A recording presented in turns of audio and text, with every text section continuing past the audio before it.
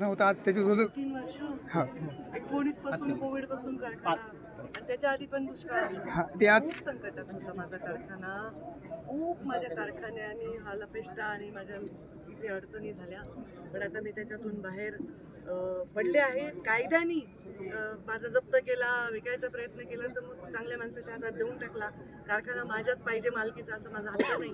कारखाना हा शेतकऱ्यांसाठी आहे, तिथे ऊस गाळप व्हावा, लोकांना नोकऱ्या लागाव्या, इथला व्यवसाय चालावा, इथल्या मार्केटमध्ये मधली मंदी हटावी, उठाव यावा, हे सगळं आहे. लोकांनी अक्षरशः प्रार्थना केली, काही करा पण कारखाना चालवा.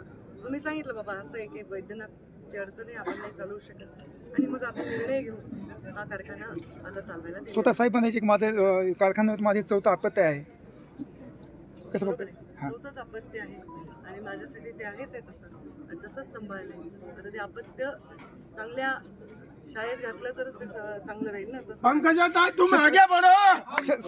ताई शेतकऱ्यांना काय आव्हान करणार आपल्या माध्यमातून? शेतकऱ्यांना आव्हान करीन की आपण आपल्या हक्काच्या कारखान्यामध्ये ऊस घाला आणि ऊस लावा. पुढच्या वर्षी आम्ही गाळप करू तेव्हा मोठ्या संख्येने लोक ऊस लावतील आणि मोठं गाळप मोठ्या प्रमाणात होईल. ताई मुंडे साहेब असताना आशिया खंडामध्ये विक्रम झाला होता या कारखान्याचा. सर्वांना विनंती कृपया चहा पाणी तेच दिवस परत बघायला मिळतील. नक्कीच मिळतील, मला विश्वास आहे.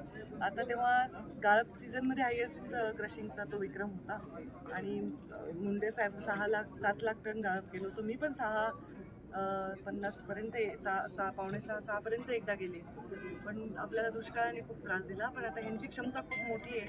दुष्काळ जरी असला तरी बाहेरून ऊस आणून, गेटकेनचा आणून, इथल्या लोकांचा ऊस घेऊन सुद्धा हे चालवू शकतील. तेवढी क्षमता आपण नाही दाखवू शकत, कारण